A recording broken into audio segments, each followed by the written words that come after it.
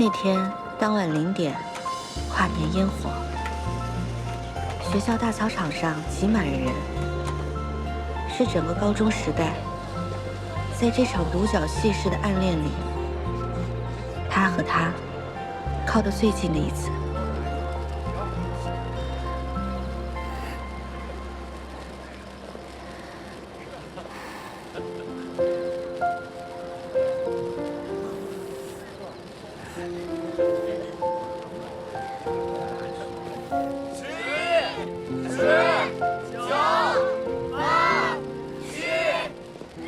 他装作不经意，悄悄站在了他的左侧。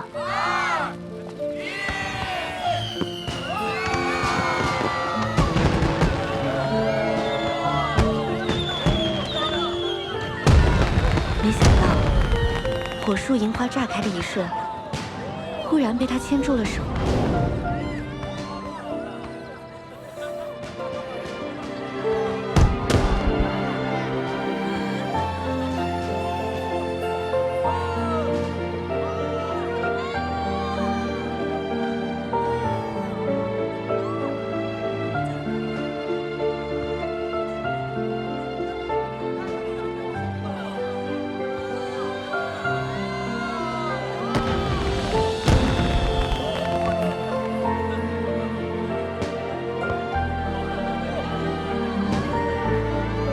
对不起，牵错了。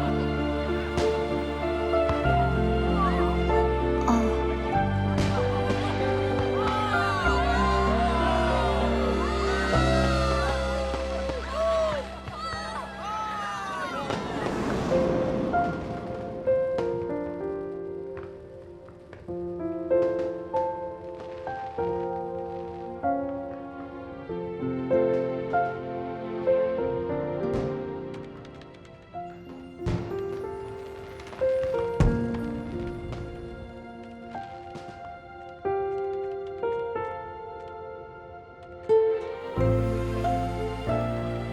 他惊讶的偏头，却在明明灭灭的光影里，看见了他脸上抱歉的神情。他松开手，尴尬地说：“对不起，牵错了。”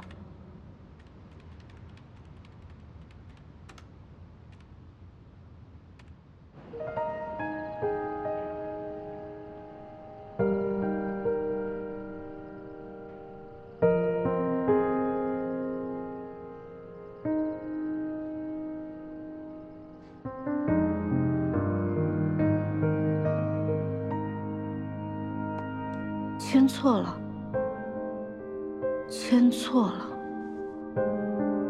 那对的人是谁啊？许怀颂已经有喜欢的人了吗？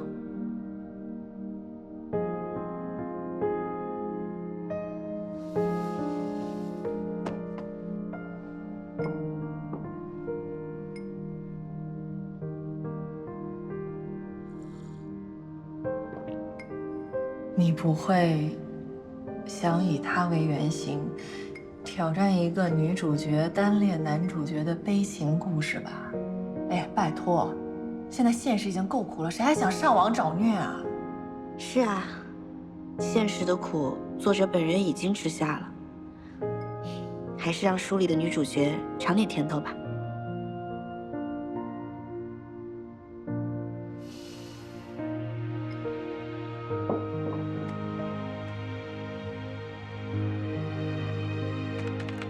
说完这句话，他心跳如鼓雷，胸口传来的砰砰响动，比头顶的烟花炸得还猛。谁都不知道，原来牵错只是他的借口。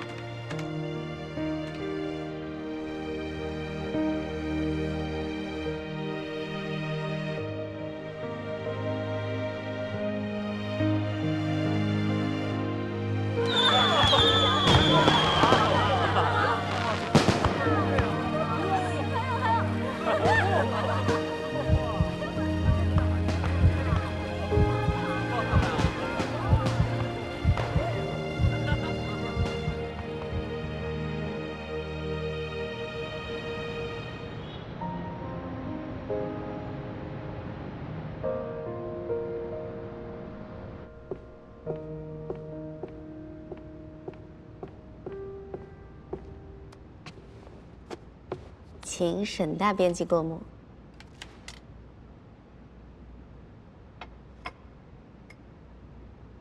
你这文，好像得火。拿自己亲身经历写的，就是戳心窝子哈。不过，你这个小说要是让男主角本人看到了，你不怕尴尬？这个风险我当然评估过了，你又不是不知道，我呢，就是一场一厢情愿的暗恋，人家当年都没把我的名字和脸对上号过，就算看到他也认不出来。而且，许怀松那种高岭之花怎么会看言情小说？你放100个心吧。也是。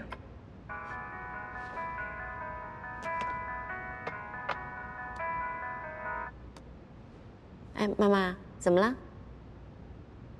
好，好，拜拜。不会又是给你介绍相亲对象吧？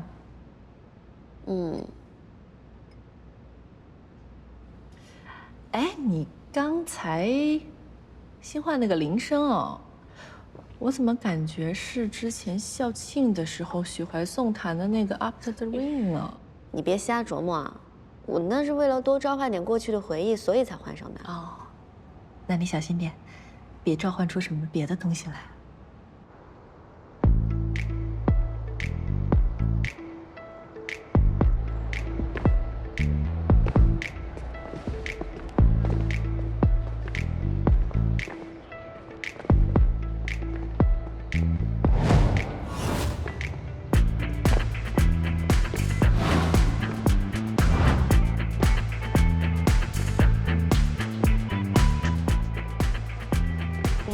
忘，解释 ，human， 那挪啊 Listen, man, I'm sorry, but the verdict is the 怎么回事？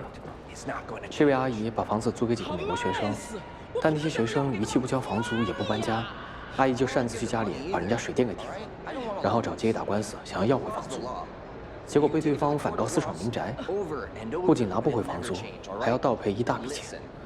现在找街理论，你不能走，哎，你不能走 Ma'am 还没解决呢， Let go of me. 不能 Let 走， go. 哎， Man, 不能走 This is America. You have to obey the laws of the United States of America.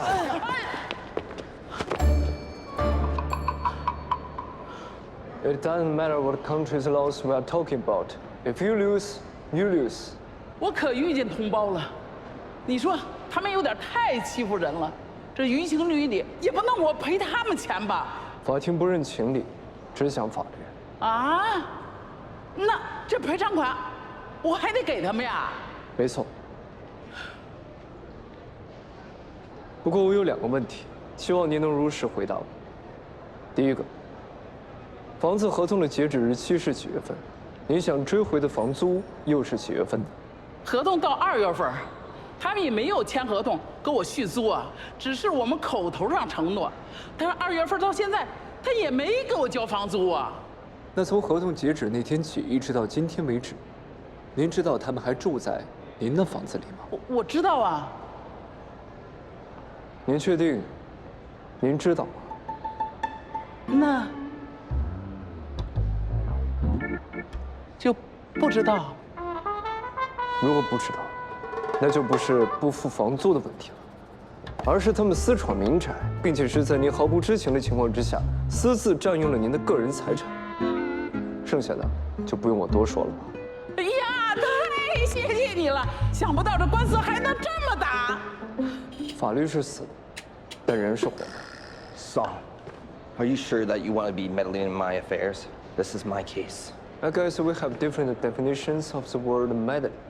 And in my view, I'm cleaning up your mess. Listen, just because you have some type of big win rate doesn't mean you can be an arrogant prick. I will take that as a compliment. And just do your job.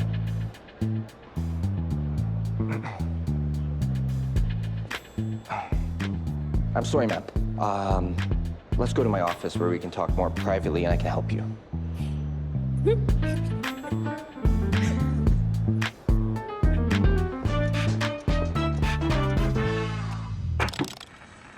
老大，你刚刚没看见，J 的脸都绿了，让他平时总给我们作对。他的脸绿不绿跟我没什么关系，只要这个案子没黄，否则说出去丢的是律所的脸。哎，你少喝一点可乐吧，对身体不好。对了，这个还是上次的那个刑事案件，当事人还是执意想让你来接，再看一下吧。我说过，不接刑事案件。都那么多年过去了，有些事情，不是时间能改变的。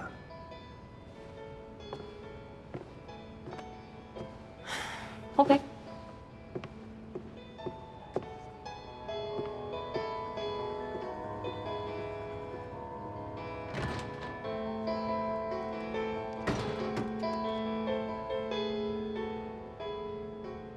温笑老师您好，您的新作《和你咬耳朵》刚连载不久就已经占据了各大榜单。听说还有影视公司正在和您接洽版权，可不可以在这里提前跟大家透露一下？首先非常感谢大家对于耳朵的支持。这是一个关于高中时期双向暗恋的故事，很希望大家能够喜欢这个作品。至于版权的事儿，等有消息了，我会第一时间跟大家分享。你看看他是不是涉嫌抄袭了？好像是抄的。哎，你看，我看一下，他这个有抄袭。谢谢。温香老师，我想请问一下，您是否有注意到网络上对您作品原创性的争议？小说里元旦烟火那段情节、对话，甚至连男主的内心戏都跟写诗人的作品高度吻合。是什么原因导致重合的程度这么高呢？要购买版权的影视公司知道这本小说的状况吗？你之所以能这么高产，难道是因为前面的小说也另有隐情吗？那你怎么看待目前网上的争议啊？各位，我是跟大家一样，刚刚才得知这个消息，希望大家能够给我一点时间，我一定会尽快给大家给自己的作品一个交代。谢谢。温香老师，所以您是否认抄袭是吗？是啊，温香老师，您说一说吧。温香老师，留步。温香老师，您留步。温香老师，温香老师，回答一下好吗？回答一下。没有正面。温香老师，温香老师，请等一下。温香老师，温香老师，作为一个坚持了6年的原创作者，这到底是怎么回事？你的小说撞到了一个叫他眼睛会笑的短片，好多细节梗撞得结结实实。温香老师，你是因为心虚才跑吗？6年了，偏偏这个时候，到底为什么呀？温香老师，温香老师，温香老师，温香老师，您现在是在说什么？温香老师，温香老师，温香老师，调色盘看一眼。啊。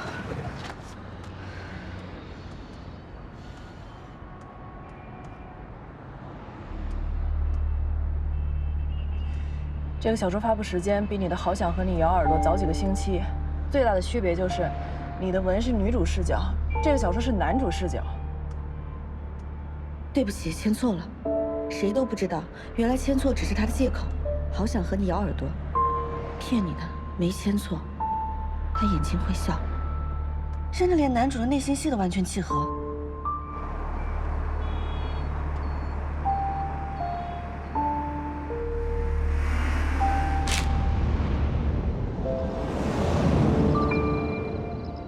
找着了啊，那个作者的微博。又要返校了，还在读书啊？我给他发信息问问情况。要好好问问他，他怎么能撞梗撞成这样呢？好想和你咬耳朵一文，确实是我的原创构思，我可以提供证据自证。但对于2篇文之间存在的雷同点，我也确实感到非常意外和困惑。在此向您寻疑，期待您的回复。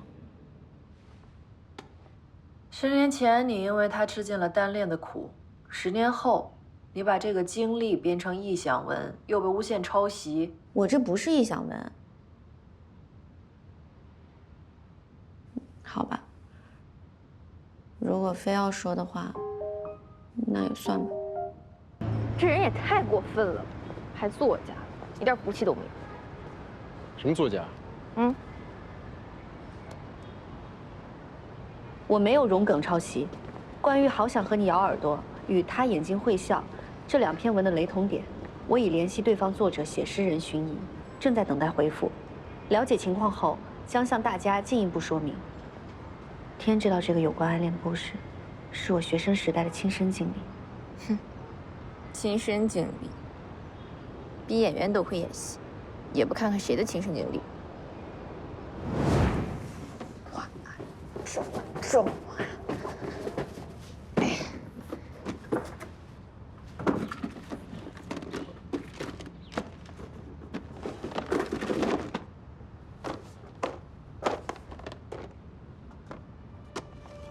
喝的旧手机。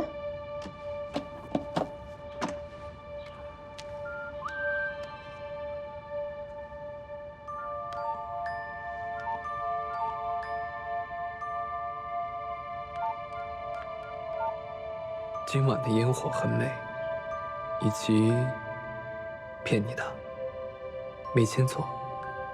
新年快乐。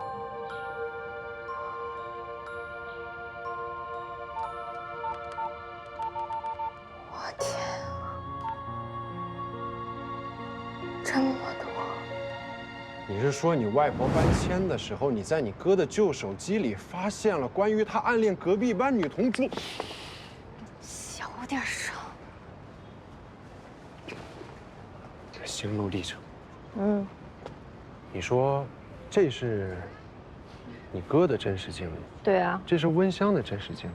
这个故事里，又正好有这两个人。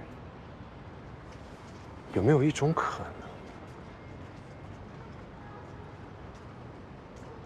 什么可能？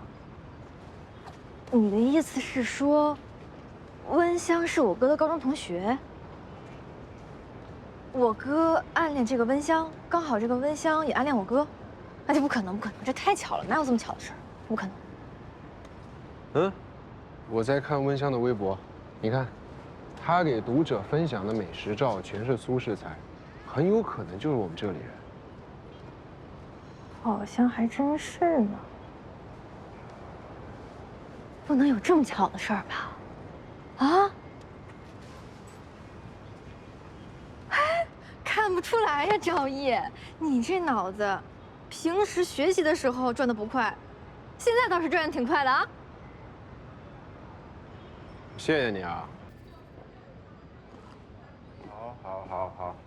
好。嗯，谢谢啊，下次请你吃小龙虾。怎么样？啊？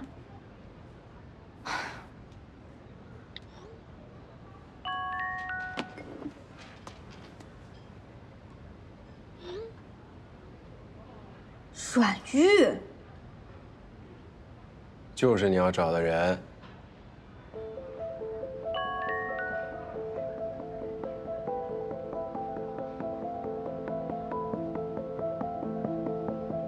赵达，你好人做到底，陪我回学校艺术馆走一趟。干嘛？我要确认一件事儿。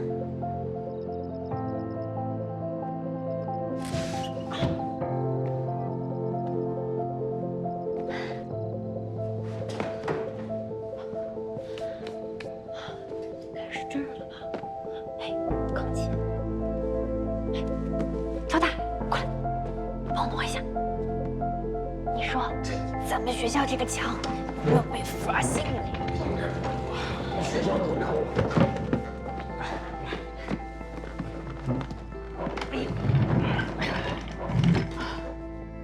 温香的小说里，女主在男主经常出现的琴房的墙上写下一段英文首字母。找什么呢？我帮你找。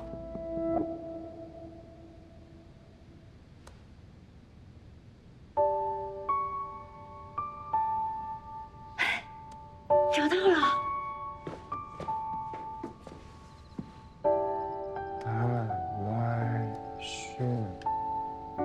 S 喜欢许怀啊 ？RY 是谁？你给我解释一下。是一班的那个仁义，还是5班那个然月？不会是高一那个柔嬷嬷吧？许怀是你才多大，你就谈姐弟恋了？阮玉喜欢许怀颂。 哎呀，天哪，赵毅，这太感人了！喂，你们俩干什么呢？哪个班的？出来！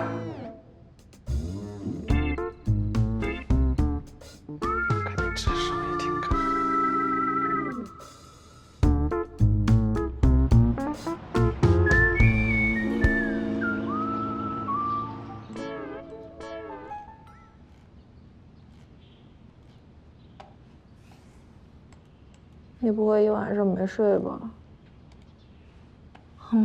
不对劲，这也太像了。哎，你记不记得我小说里有个点？当年咱们学校流行种一种罐头盆栽，大家都在种什么幸运草啊、含羞草什么的，但是我重新买了种子改造了一下，你还记得吗？记得呀，你当时不是同时种出了向日葵跟薰衣草？总不算早期种田文女主。你过来看，你看写诗人这里写的，快来快来，啥？发现啥了？你看啊，那个周末他捧着小花农罐头花离开了学校，罐头里同时开出了向日葵和薰衣草。这也太像了。对啊，真见鬼啊！到底谁呀？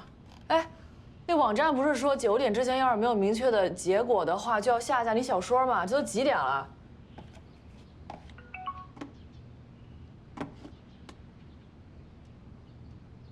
您好，非常抱歉给您造成困扰。他眼睛会笑一文不是我本人的原创构思，而是根据朋友买来的一份大纲写成。对不起，侵犯了您的权益，我愿意与公众解释说明，向您公开道歉，并删除文章，注销笔名 ID。以下是我拟好的声明，请您过目。大纲泄露啊？这你大纲除了给我还给谁看过？没有啊。U 盘，那天咱俩约在咖啡厅说要聊大纲的时候，我带了个 U 盘过去，是不是落那儿了？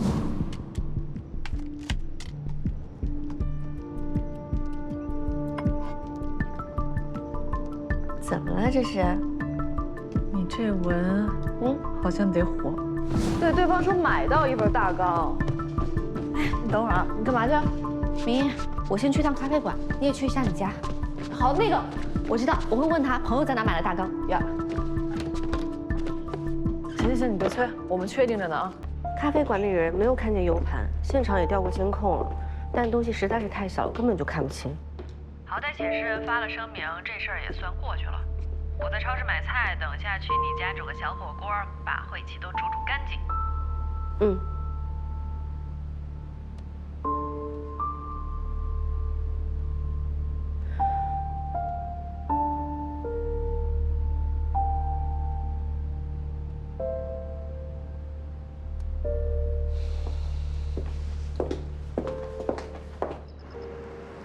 网文圈里都懂的套路，抄袭小透明，剽窃别人的创意，再塞点钱让对方闭嘴。这虚假的声明，温香是把网友都当傻子吧？网文圈就是被这种人带得乌烟瘴气。先和网做点正事儿吧，封杀温香，新人作家才有出头之日。温香退网。这写诗人的笔名是刚注册的，没有读者基础，文章曝光度也很小。这事儿热度发酵得这么高，应该是有人蓄意谋划的。一定是苏城啊，他就是这么阴险歹毒。你记得刚开始他才签千和网的时候，明明是自己写的烂，非要把问题都甩给他的责编，害得人家编辑小姑娘刚工作给他搞失业了。所以这回你小心，小心自己变成待宰的羔羊。你再不垂死挣扎一下的话，你怎么下锅被涮熟你都不知道。谁跟你说我要等着乖乖被宰呢？玩阴的，我们未必是他的对手；但是玩阳的，他未必是我们的对手啊。有对策？你看啊，千和网微博还有各大平台带话题、蓄意抹黑的人，不出意外应该都是他的水军。这种大规模有预谋的造谣行为，我告他一个侵犯名誉权，不过分吧？详情对象没少出谋划策啊。我明天约了他律所谈，但愿不要出现什么意外吧。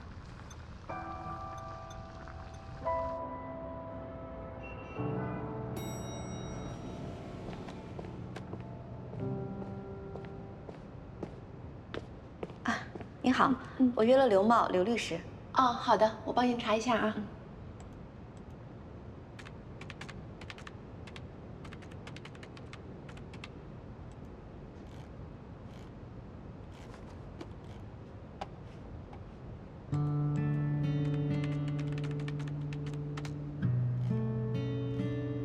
2013年9月9号，天气晴。今天的许怀颂，够我记好多好多年。我方认为不应该将今天无法成功作为否定努力的理由。成功与失败已经成为了一个根深蒂固的定义，镶嵌在了人的潜意识中。当有人发现面前是撞不破的南墙，前方是走投无路的深渊时，或许他们才是今天在辩题里挣扎的那个人。比如说，对方辩友，那我方认为，放弃才能让自己走出痛苦循环，放弃才能去别的地方找到新的希望。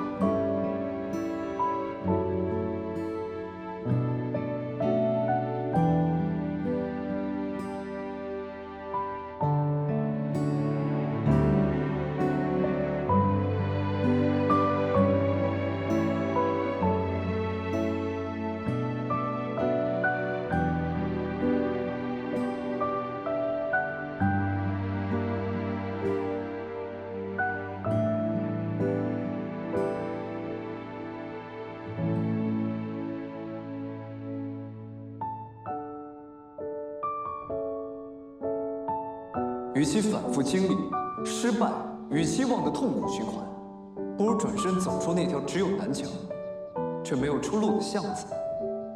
或许巷子外就是新的希望和新的人生。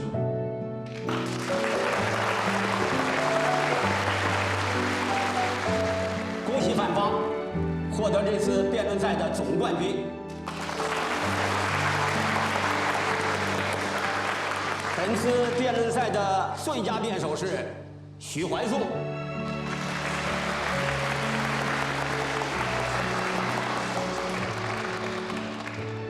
恭喜你，谢谢校长。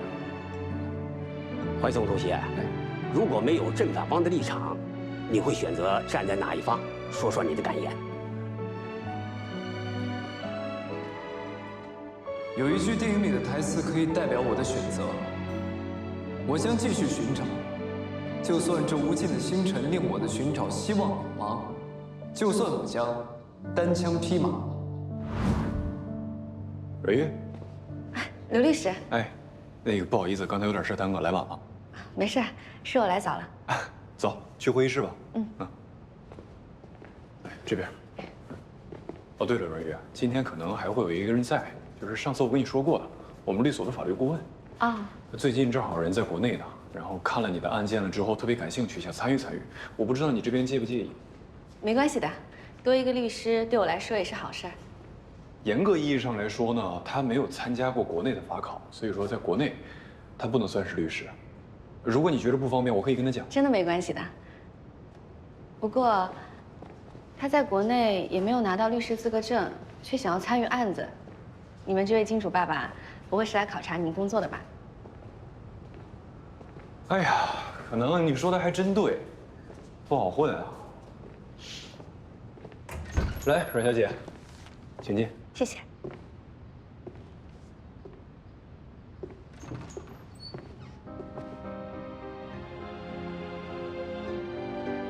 我来介绍一下吧。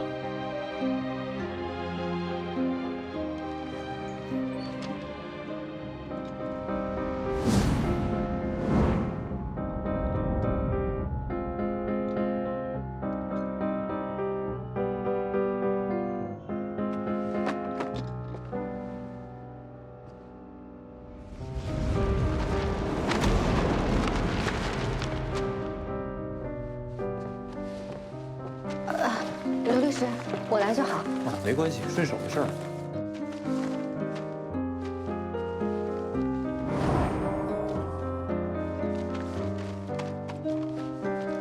我来，谢谢。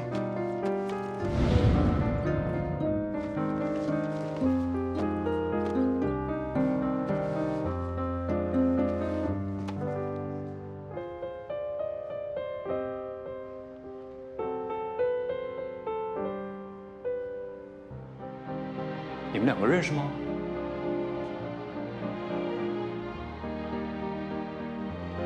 不，你不认识。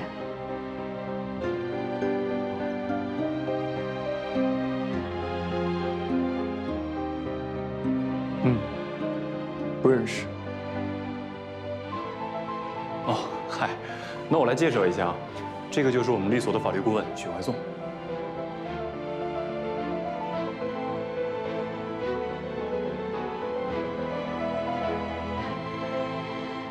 你好。这位就是我们本案的委托人，阮玉，阮小姐。小说作家，擅长言情题材。许律师是怎么知道的？你的资料我了解过。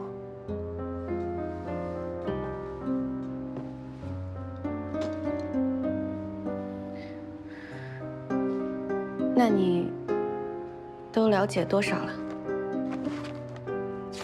你是指案子，还是人，或者你的小说内容？哈，许律师的意思呢是，面谈前我们都会了解一下当事人的基础信息，这也是我们作为律师的一个基本素养，是吧？啊，该了解的也都了解了。哦，小说还没看是吧？哦，对了，阮小姐，小说你带来了吧？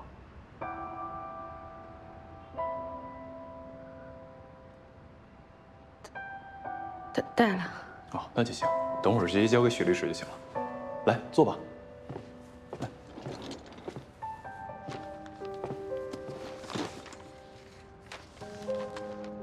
这本小说可是写满了对许怀颂从肉体到心灵的全方位臆想。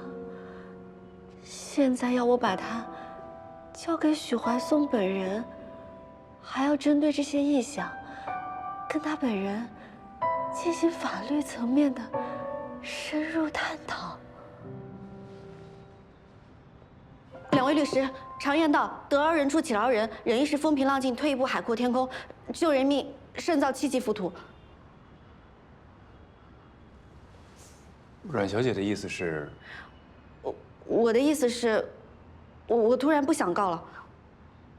不想告了？啊。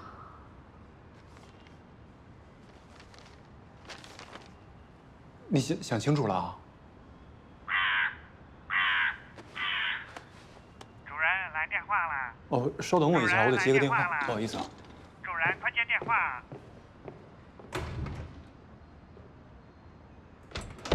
喂，什么快递啊？还需要亲自签收啊？哦，好，来了。突然就不告了？我表现不好吗？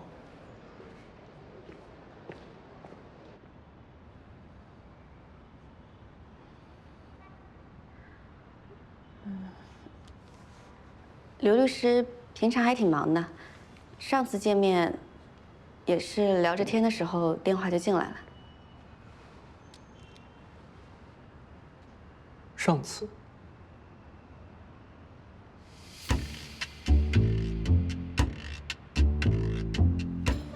接。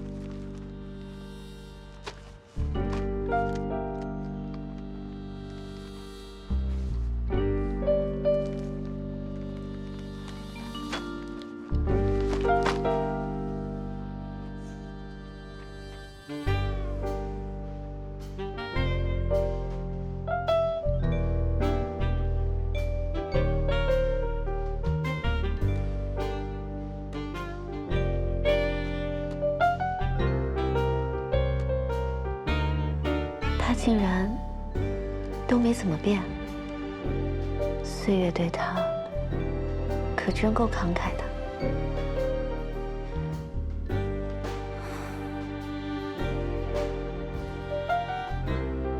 阮小姐对我有什么意见吗？没有没有，不敢不敢，我是在感叹自己命运坎坷呢。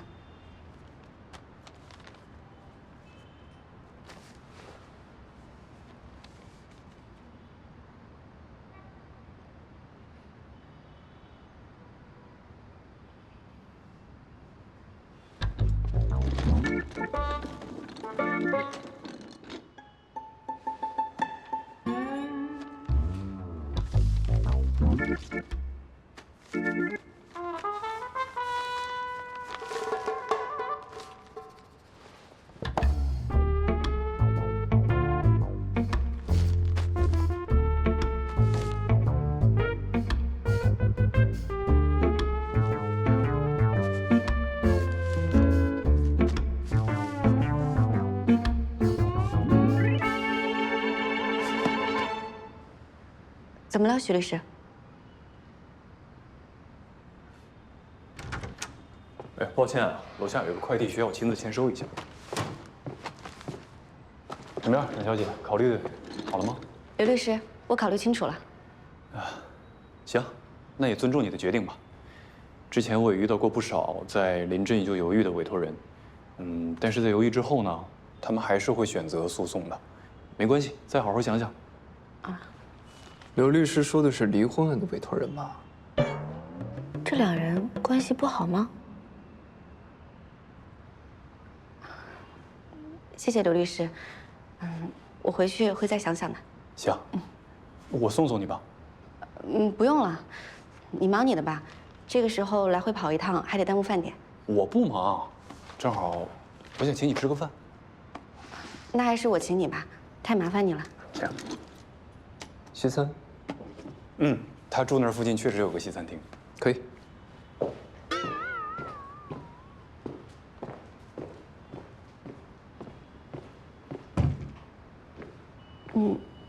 你们约好一起吃午饭了？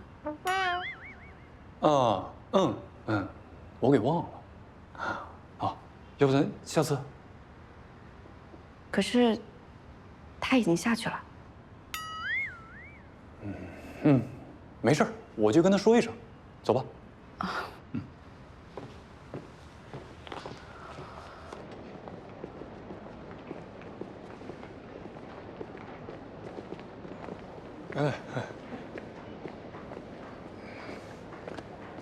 你先上去等我，我把阮玉送完了，回来找你吃饭，行吗？楼上有床啊。这个时候要倒时差睡觉吗？走吧。哎，刘律，车钥匙我给你放车里了，那我就先上去了。好，谢谢。那先送阮小姐吧。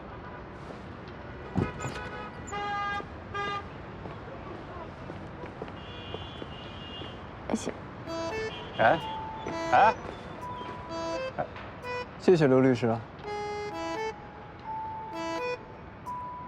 没事，阮玉，咱们坐后边一样，后边更舒服啊。谢谢刘律师。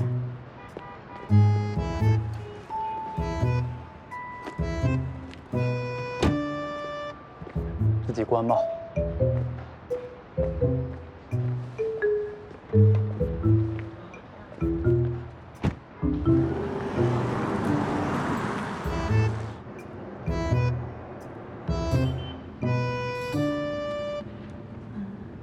刘律师，我先不回家了，送我去朋友那儿可以吗？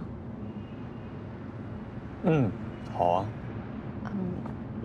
不会绕路的，去那边会更近。行，没问题。那你把地址发给我。好。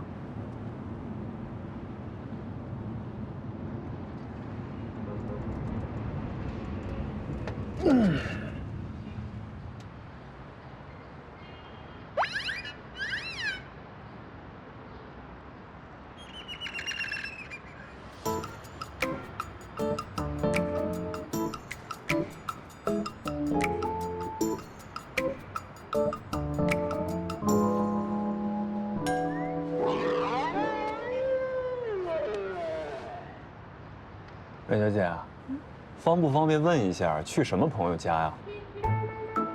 你问的也太直接了吧？那你问。去我编辑那儿。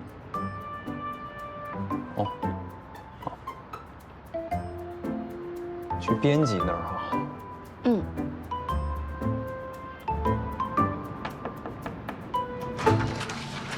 怎么了？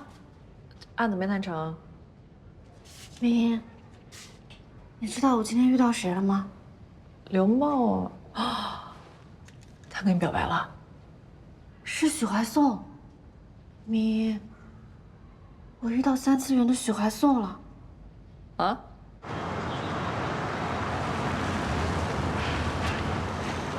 不对劲啊！我关心我的相亲对象这事儿是正常的，那请问你跟着瞎操什么心呢？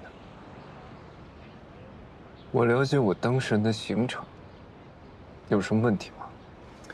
人家都已经开始相亲找男朋友了，他能去哪儿？肯定就是去普通朋友家。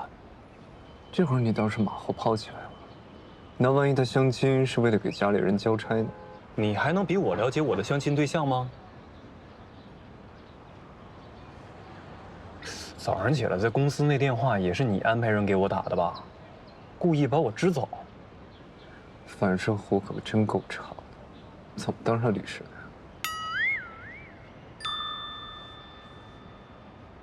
前女友啊？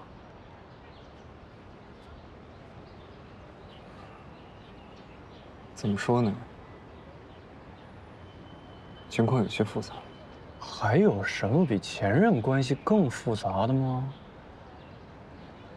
债务人和债权人的关系不复杂。啊？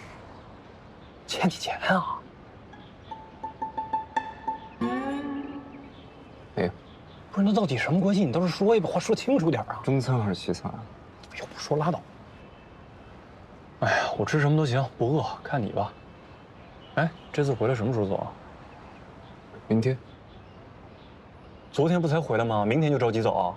距离我委托人的庭审只剩不到48小时，你说我急不急？那你干嘛非挑这时候回来呀？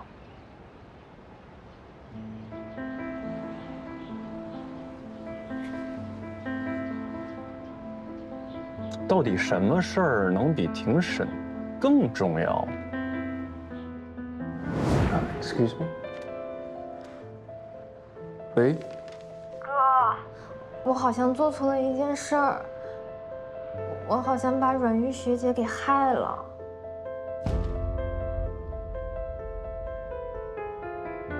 你刚刚说谁？就是阮玉学姐，你忘了吗？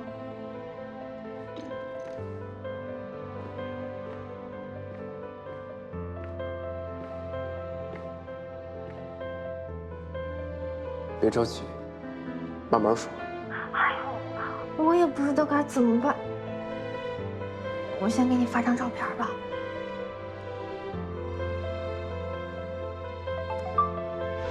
Song, here are the documents you need. 那天晚上，我在学校艺术馆的琴房发现了这个。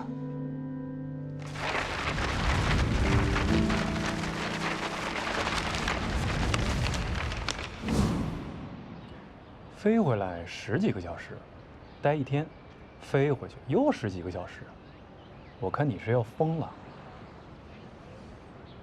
换谁谁不疯？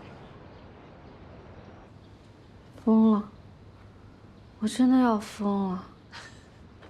谁当初信誓旦旦的说自己不会被发现的？太玄幻了，我也没想到真的会闹到本尊那儿去啊！小说都不敢这么写。怎么办呀？我说小说是我亲身经历的那条微博，是连带着澄清大纲、创作时间的视频一起发的，既不能删，也不能改。万一他要是看到了怎么办？啊？这个你先别担心嘛，他不是美国精英律师吗？应该没有闲工夫翻你微博。而且你不是说他都没认出你吗？那万一万一他看到第23章内容怎么办？那场春梦是你自己要加的啊！不，我现在就把那张锁起来。哎呀，我先锁起来。哎，不过说正经的，你就因为这点破事你不告了？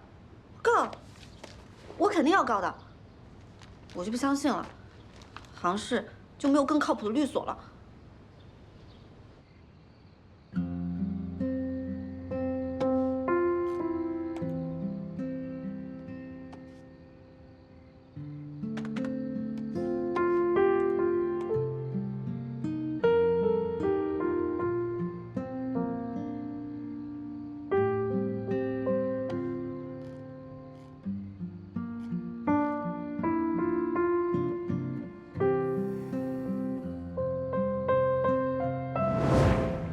你们两个认识吗？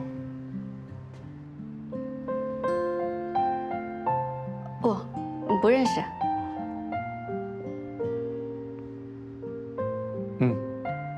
不认识。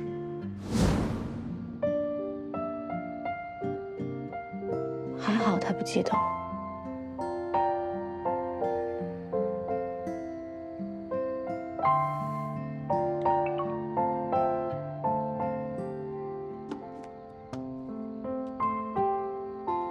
这几个律所是朋友推荐的，我都帮你预约过了，你明天直接过去就行。果然，关键时候还是我的沈大编辑靠得住。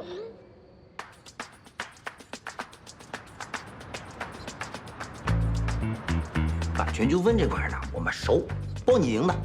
但你现在是什么级别的作家？写本书能挣多少钱？阮女士，我们陈律师的意思是，这种案子最好还是庭下和解。我们陈律师的意思是，打舆论战要花不少钱。我们陈律师，你现在马上关注我，然后我们公开的进行一些互动，先把热度做起来。让那个什么张律师给老娘滚出来！这成天炒作来炒作去的，到底是做律师还是做网红啊？我要告他！有句话可说的真对，这世界就是个巨大的草台班子。樊律师肯定不是那种草台班子上唱大戏的主儿。要说智坤是杭市律师界年轻一代的翘楚，樊律师和鼎正绝对是老牌品质的保障，除了收费贵，没有任何缺点。这个案子啊，简单的说呢，就是要证明你的大纲失窃了。那能不能通过对比两部作品的文字表达，证明我和对方作者的内容实际并不相似，从而说明我是原创的，并不侵权呢？这条路径目前来看难度较大，情节上确实有很多的相似之处，可能对你不利。证明大纲失窃是最直接简单的方式。您说的这些我都明白，但是事实上这两部作品只是看起来有些相似。我作为一个原创作者，希望得到法律上的认可。冉小姐，不好意思，我是律师，不是你的公关团队，无法支持你的文人情怀。明白。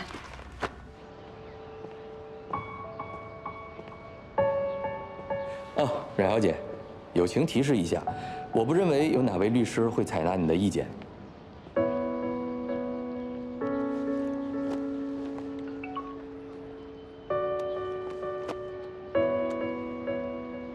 你和樊律师聊得怎么样？樊律师听了我的诉求，差点直接送客了。不过按照我的想法来，确实有可能吃力不讨好。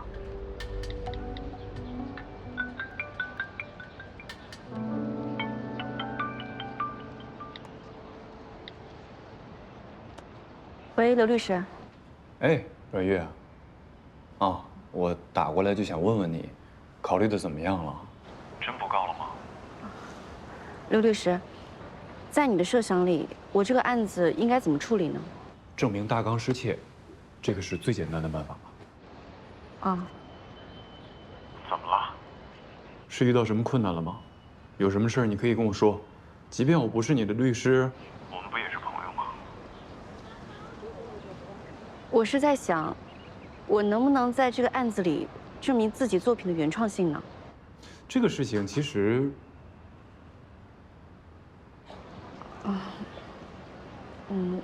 没关系，刘律师，我明白的。可以。可以。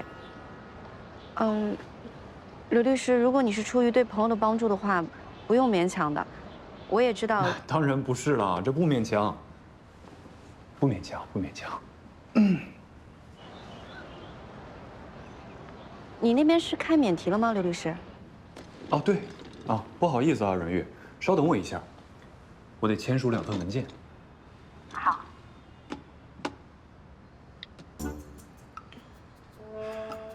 什么指示啊？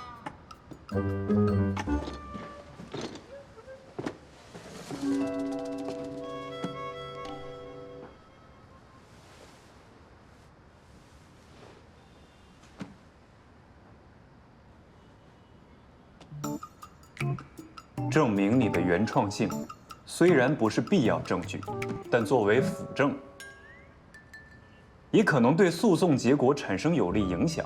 这个诉求可以实现。那你不担心对比结果不理想吗？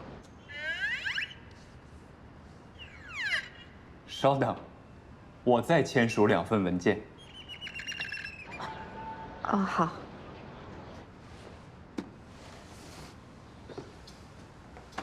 在国内这种案件最简单的就是要从大纲失窃入手，跟您在国外的那套玩法不一样的。在哪个国家都得从大纲失窃入手。咱刚才说的不一直都是？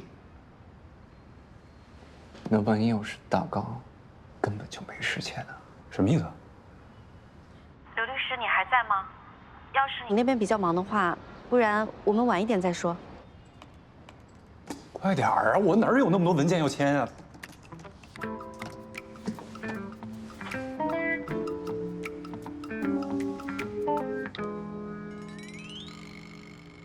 不管对比结果是不是理想，我认为真正的原创值得一次这样的尝试。真的吗？那太谢谢你了，刘律师。不客气，再见。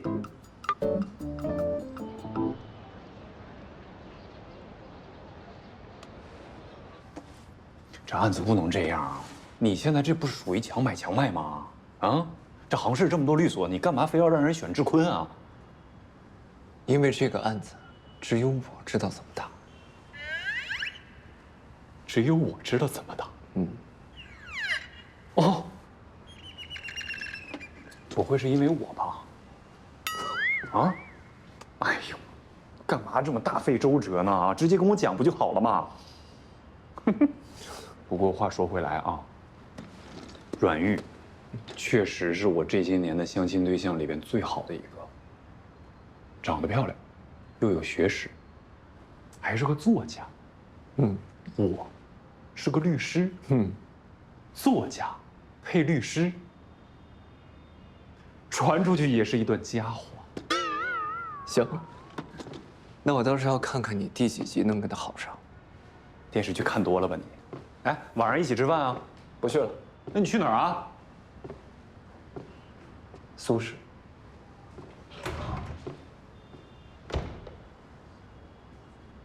不吃正好，工作局变约会局。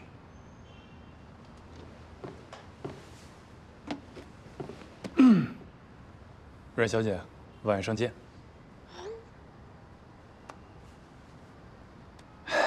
律师配作家，传出去是佳话，还挺顺。哥，你回来啦？你什么时候回来的？你是为那件事回来的吗？哦，不问就不问呗。哥，你晚上回家吃饭呗？外面吃。哎呀，别呀！其实妈妈可想你了。放学接你。去你上次发的那家。好，那说好了，放学之后不见不散，爱你。嗯。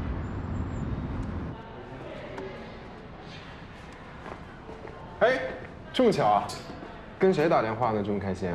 跟这个世界上最爱我的男人。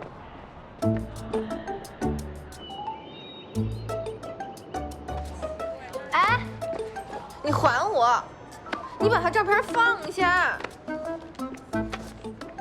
许怀诗，我发现你是越来越暴力了。我就看李13两眼能给李13看塌房啊！你再说一遍。我看你就是零花钱太多了。我这个人呢，偏财运就是好。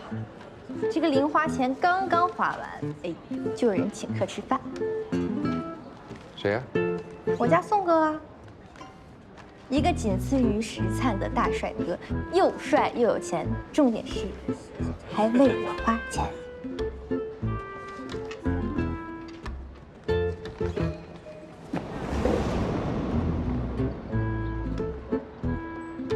宋哥，哎呦，你看我这脑子，我还得回去一趟。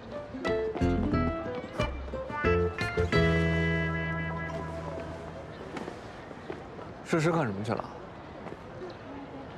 你就是宋哥啊？诗诗是你叫的吗？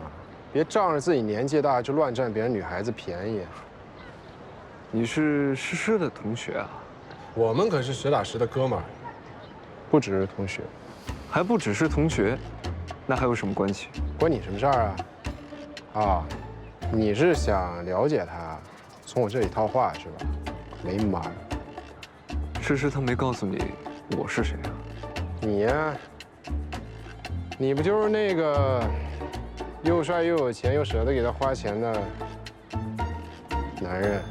诗诗平时都是这么夸我的呀。不就是几个钱吗？谁没有啊？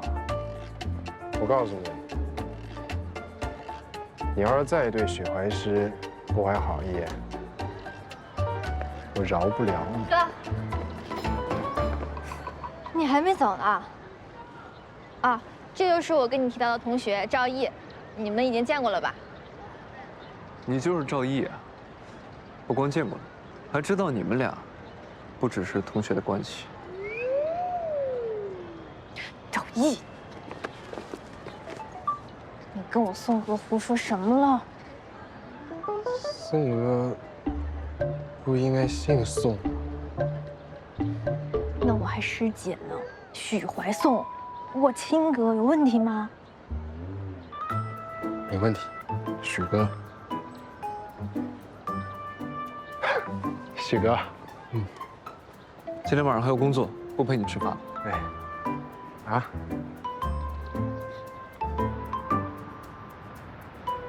哎，刘先生，您的朋友已经到了，我带您过去。哦，好，谢谢。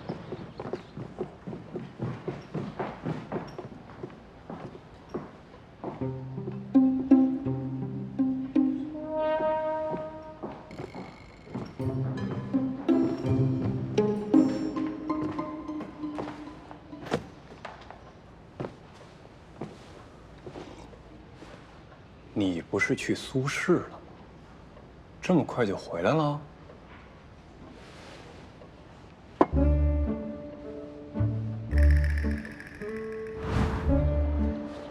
宋哥不应该姓宋吗？哎，咱们刘律师这回认真的吗？这衣服特贵，买了都没见他穿过。谁呀谁呀？这女主我认识吗？就是打名誉权官司的阮小姐呀。刘律师下午就出了合同，今晚必须拿下。拿下合同还是拿下人呢？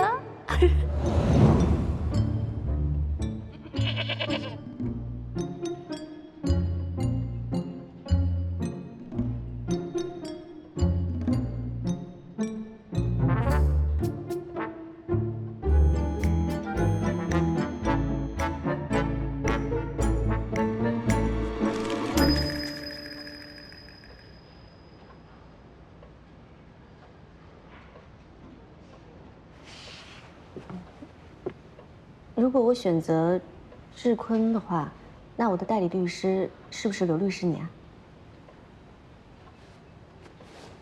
是我。那我们会按照电话里的方案来推进，对吗？哦，那是自然。我们会适时的提供一些法律建议，绝不会违背当事人的意愿。太好了，我相信刘律师的专业。那咱赶紧把合同签了吧。啊，这么快吗？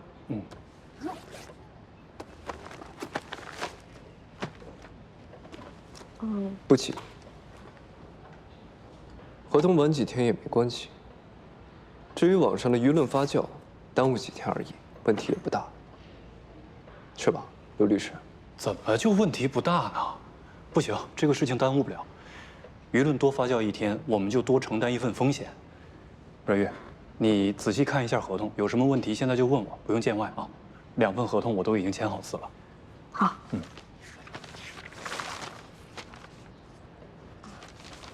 我没什么问题。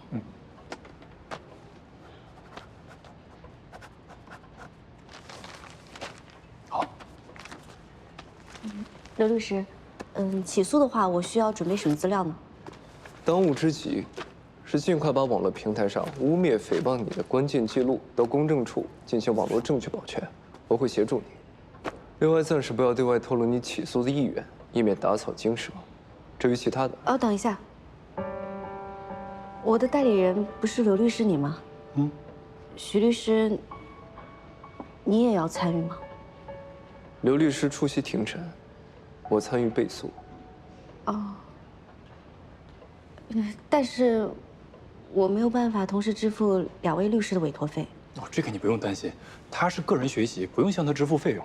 再说了，咱俩这关系，我可以给你打一个8折。谢谢你，刘律师。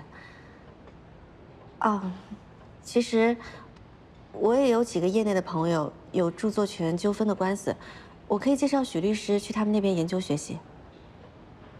我倒是没意见。刘律师同意吗？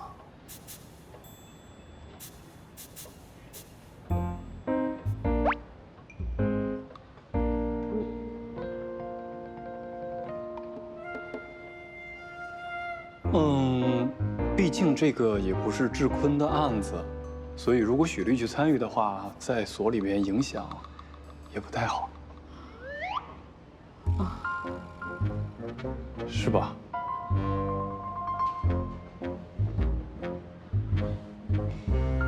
许律师，我理解了你参与背诵的意思是，你会在案件的思路上帮助刘律师，而不是全部背诉的第一步，全面了解案情。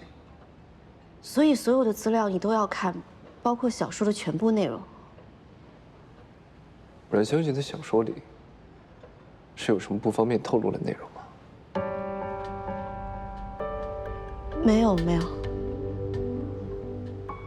没有。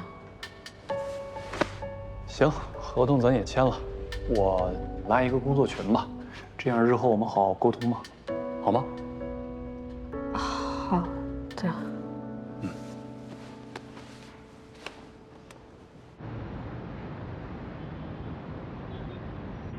前方1000米，即将驶入机场快速路。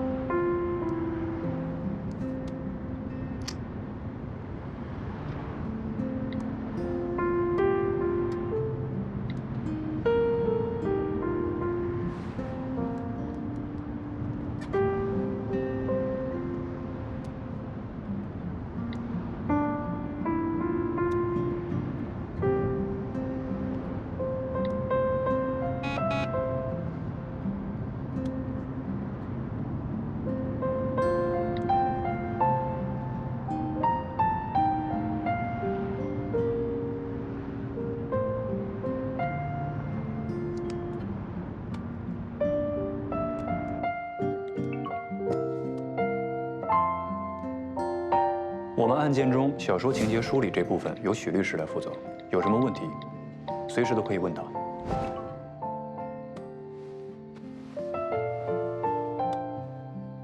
刘律师，小说情节梳理这部分，我是不是可以直接跟你对啊？在反调色盘的对比上，许律师更有经验。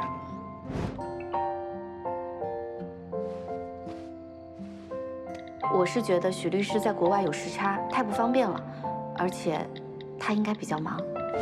时差问题你不用担心，他是个夜猫子，而且就算再忙，也得看在我的面子上为这个案子挤出时间。资料整理完以后，你可以直接发到群里。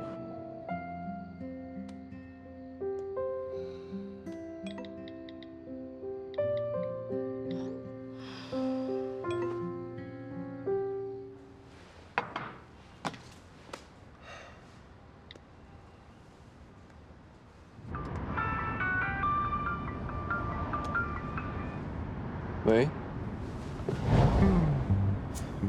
兄弟，这个案件类型是你擅长的吧？你让我在群里头说这个案件你负责，我做了，结果人家阮玉说话，你又装死，什么意思啊？你这样搞，我很难做人的。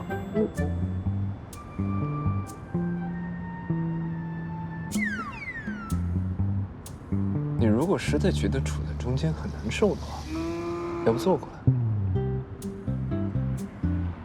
好吧。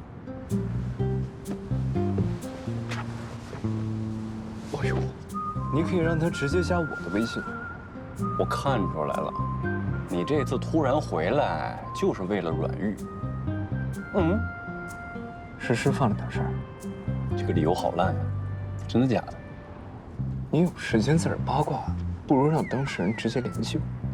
不对呀，让人家主动联系你干什么？哎呦，不会是你加了人家，结果人家没有通过？瞎说！哎呦，那就是栽种了哦。看来在被拒绝的方面，刘律师比我有经验啊。有事没事我挂了啊。哎，我还没挂呢。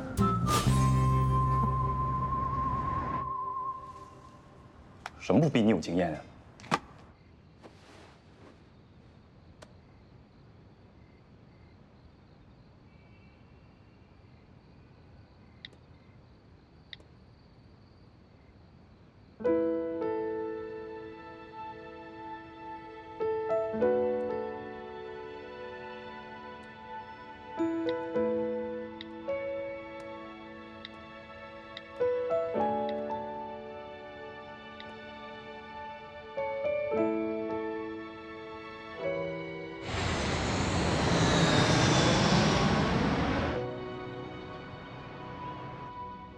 这是我初步整理的诽谤记录。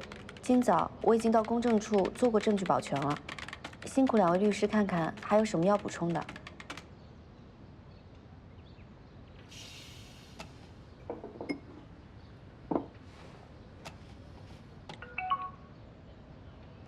不然你单独加他微信吧，他工作群太多了，可能有的时候看不过来。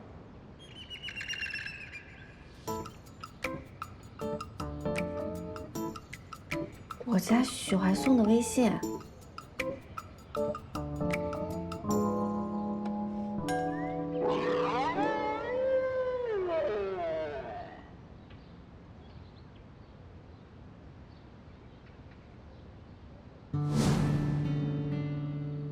4308。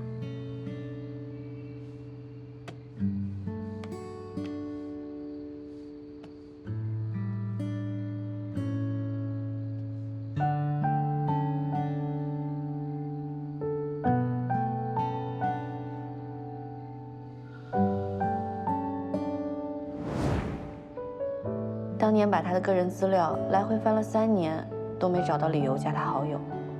10年后，这理由倒是来了。老天是不是也太造化弄人了？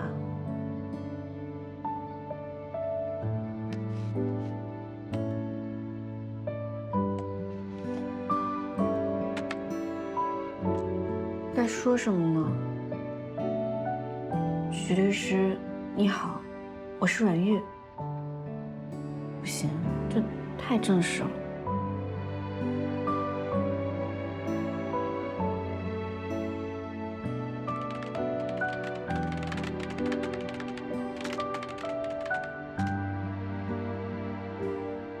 不行，这太呆板了。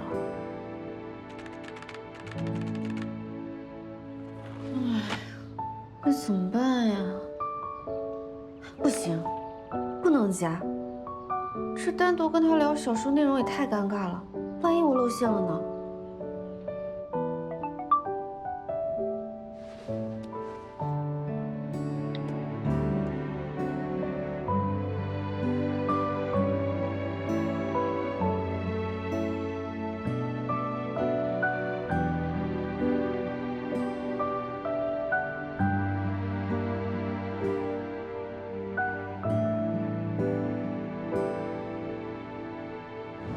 人家一个外行的小姑娘，居然宁愿单独摸索着去做证据保全，也没让你协助，看来是真不想跟你打交道啊。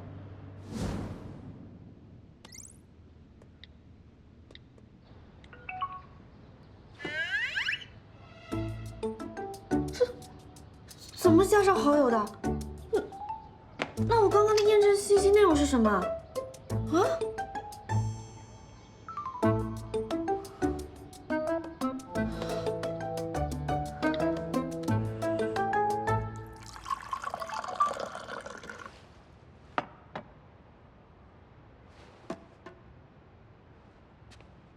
许律师你好，我是阮玉。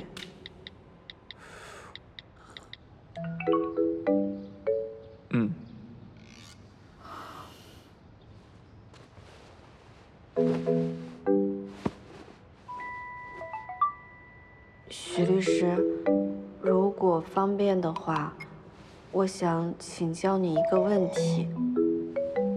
那个，我发来的验证内容是什么？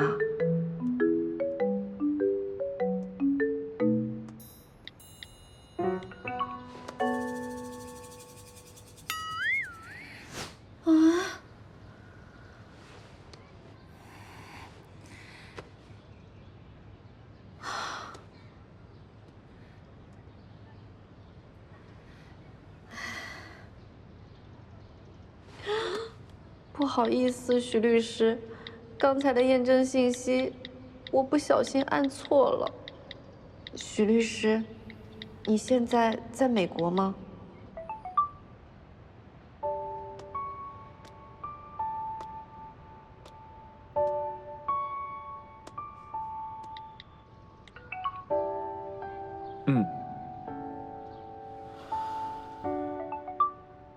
不好意思啊，我不知道。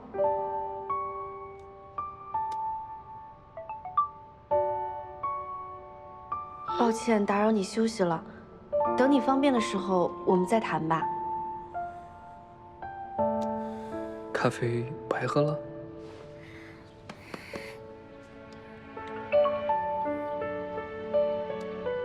旧金山时间下午5点吧。下午5点。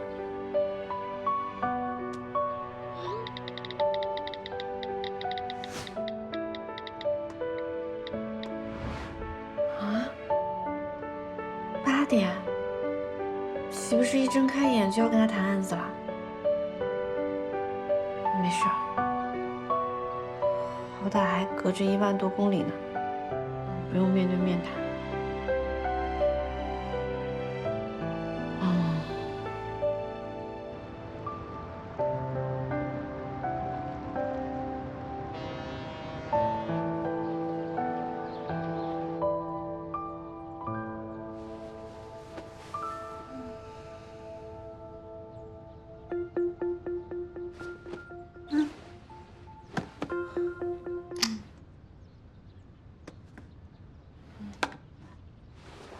来走。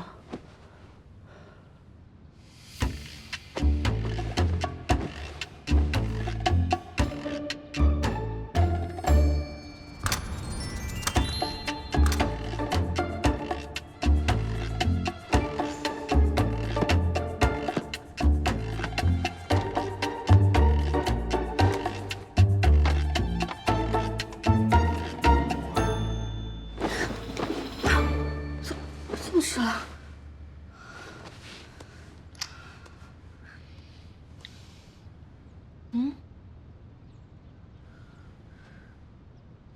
在加州当律师，许怀松应该不是这么清闲的人吧？不会干等我的。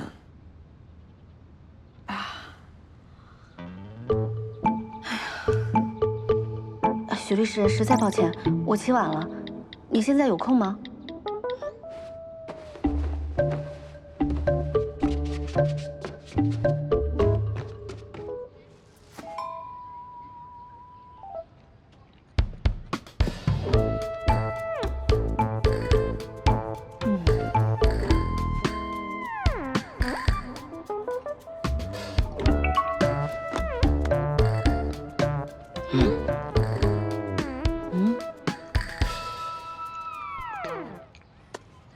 那直接开始吗？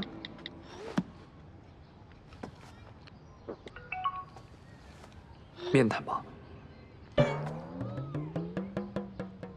他不是在旧金山吗？视频。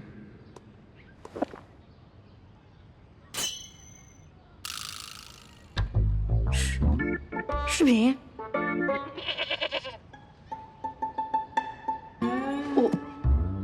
冒昧请问，这个案子有必须要视频面谈的部分吗？嗯。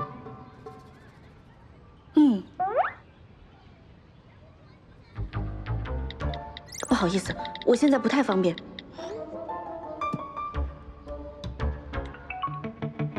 多久？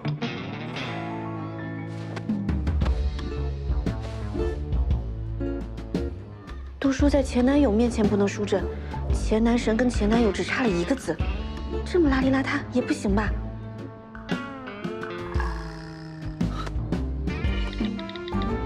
？10分钟。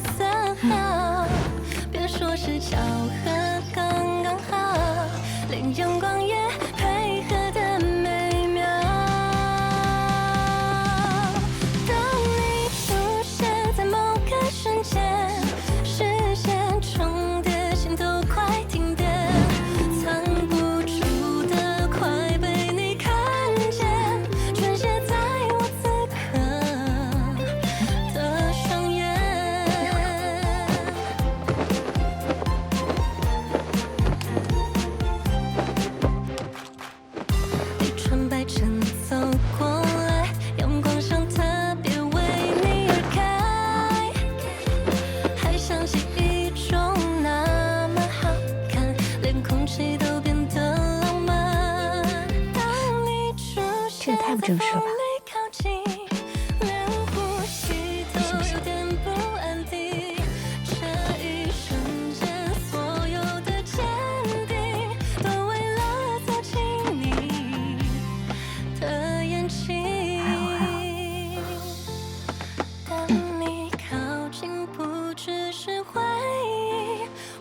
你信不信？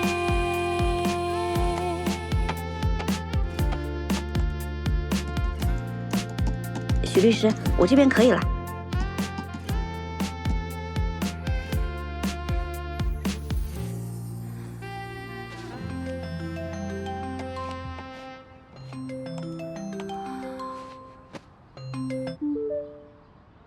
许律师好。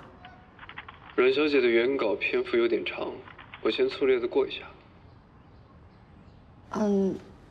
比较长的话也可以不看。写的还不错。可以看得下去。谢谢。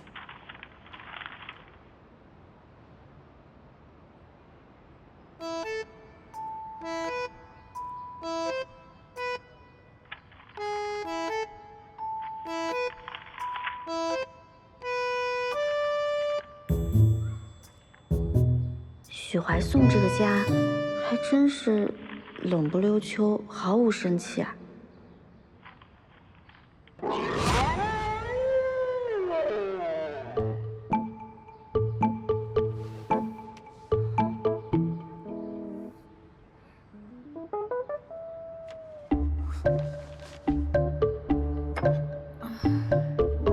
许律师，你喝的这是？黑咖啡吧。这么大口喝黑咖啡，我还是头一次见呢。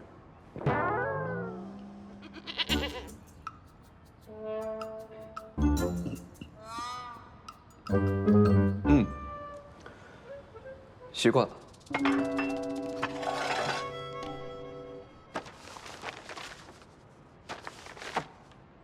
反调色盘的制作有什么想法吗？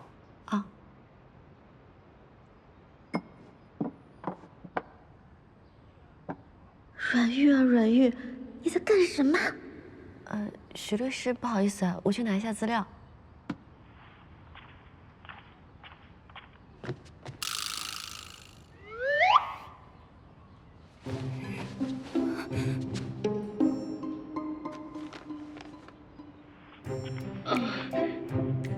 那个许律师，我去拿一下资料。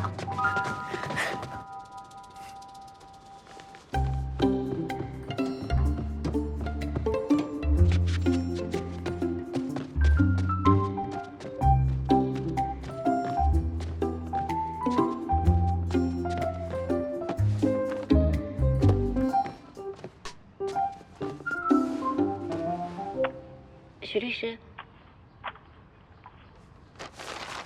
那个，之前呢，一位业内的朋友已经帮我做了一部分的反调色盘了。我从中摘取了几个例子，觉得可以作为反击的方向。说说看。第一个方向是情节上的，比如我在第10章写到的男主角和几个配角的对手戏，就是吃炸鸡那个情节。吃，你放学弄个梯子来，放后门墙根那儿啊。什么梯子干什么呀？你明知故问，当然是翻墙出去买炸鸡啊。许怀颂这种清冷优雅和露水长大的人，难道会跟他们沆瀣一气，为贪吃炸鸡违反校规吗？你作业写完了吗你？我没兴趣。什么写啥呢？写什么作业呀？你不去，你不去，我把手机给老阮了。哎呀，完了！要是交给我爸那暴脾气，许怀颂就完蛋了。吃炸鸡不行，我得想想办法。去不去啊？谢谢老师，等我用完了，我马上给您还回来。不急的，这个梯子让老师慢慢用，回头得空还回来就行啊。谢谢老师。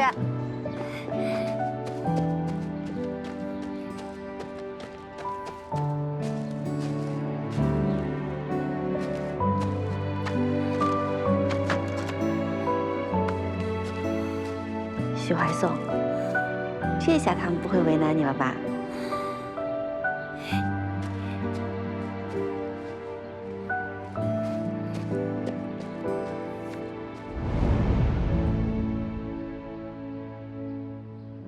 就算是真实发生的事儿，但过了这么多年，他应该也不记得了吧？这个情节怎么了？这个情节写诗人那边也有。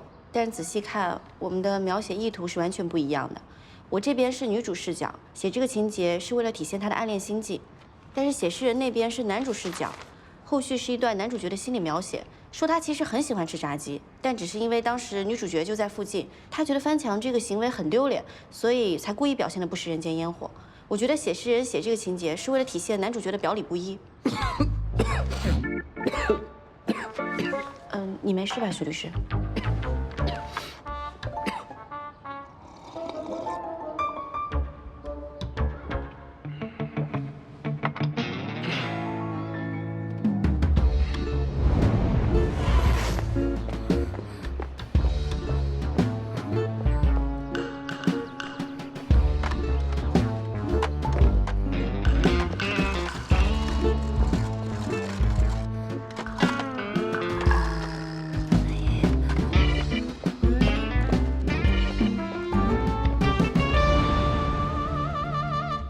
所以，后来把梯子还回去了，你有挨罚吗？他问的是我，不是书里的女主。难道他已经看过我的微博，知道这是我的亲身经历啦？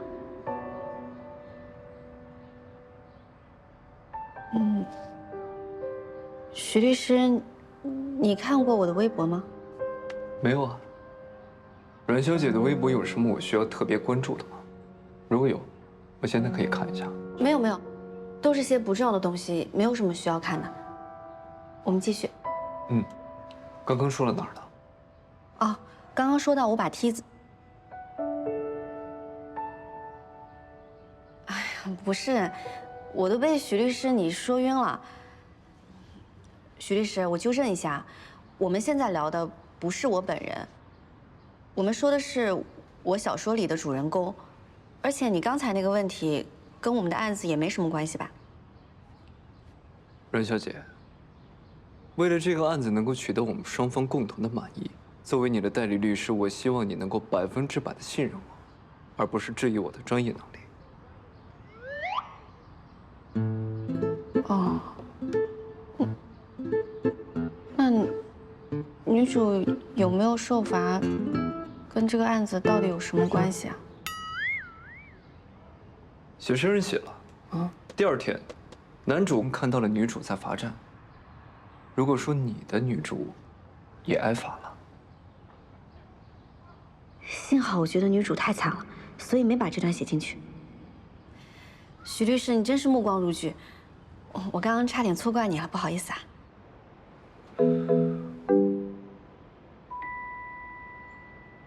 继续第二个情节吧。哦，第二个方向是人设上的。虽然呢，这2本书有很多撞梗的地方，但是男主的人设其实很不一样的。在我的小说里，男主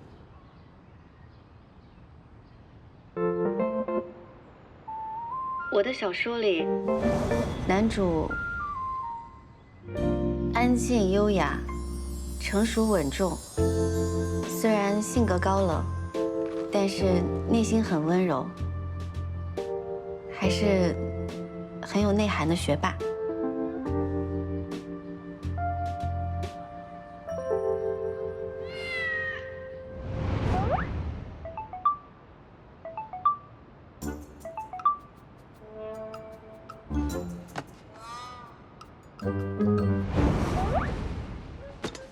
哥，我又把阮玉学姐的小说重新看了一遍，怎么在她那儿你就成了这么一朵高岭之花了呢？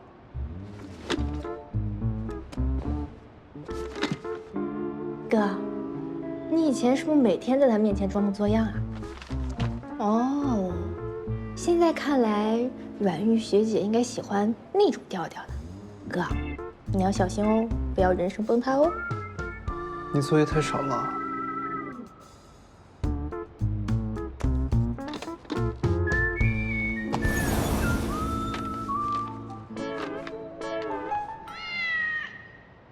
但写诗人那边的男主，我总感觉，如果说我的男主气质比较像是《流星花园》里的花泽类，那写诗人的男主反而有点像《流星花园》里的道明寺。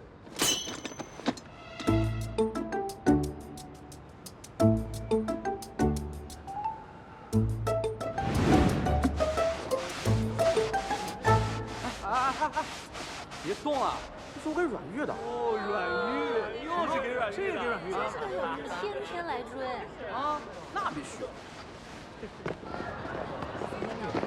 喂，女人，刚在食堂看到你爱吃的烤玉米，拿去。不必，又是你啊！什么10班道明寺？你以为你什么霸道总裁吗？哼，幼稚！看什么看啊？不知道阮玉是我看上的人啊？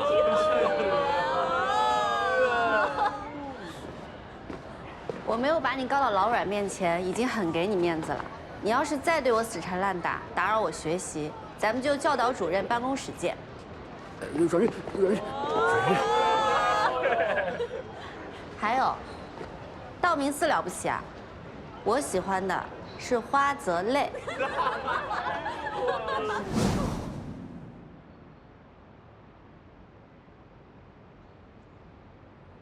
不好意思啊，你刚刚说什么？哦，我可能说的太复杂了，简单总结一下就是，我觉得写诗人的男主很贪玩，很幼稚。那个年龄的男生，不都差不多？怎么没有？怎么会差不多呢？写诗人的男主跟我的男主可差太多了。你看他成天为了炸鸡可乐费尽心机的，这还不贪玩吗？而且他为了博得女主好感，每天都在女主面前装模作样，这还不幼稚吗？这跟我的男主一点都不一样。我记得后面还有一些情节可以证明，你等等，我找给你看看。不等了，今天的会就先到这儿，改天继续。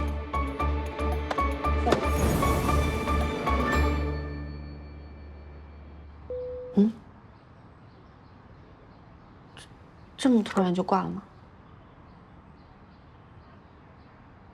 怎么好像还有点生气啊？我说的又不是他。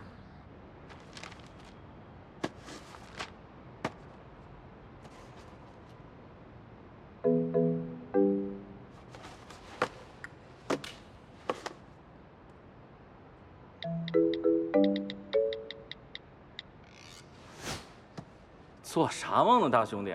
能问出这种问题，那这辈子是铁定做不了高冷贵族了。高冷要优雅，要胸有成竹。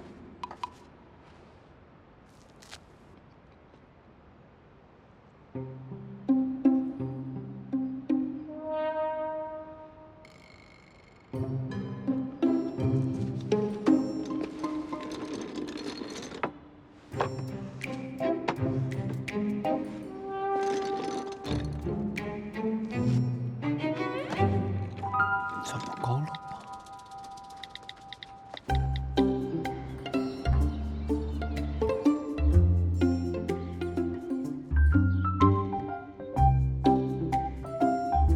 不对劲，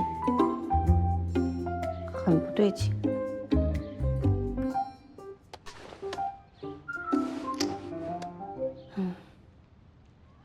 许律师，你睡了吗？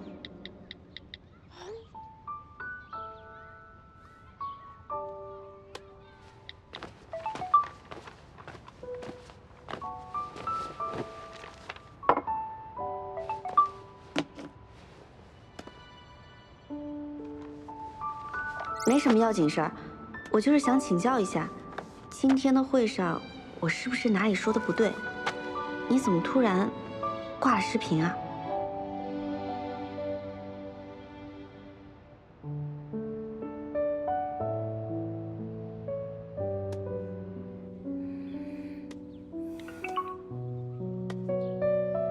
没有，当时来了别的工作。不过我也确实认为，阮小姐带着强烈的个人情感，大肆批判对方的男主，这样不客观、不理性的状态，并不适合继续谈案。原来是因为这样，太严格了吧？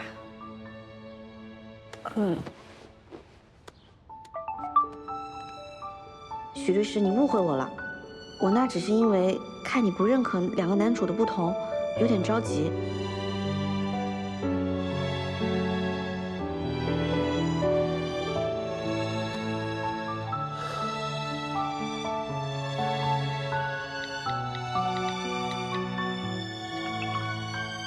我认。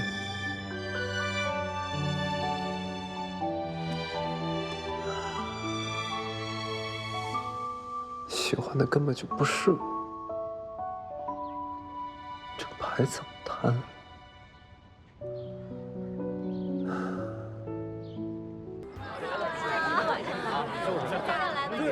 今晚还有表演。知道。来，你给我。来，我这点。好热闹啊！拿着我的。这边，快过来。别想要，这边是。没问题，梅花。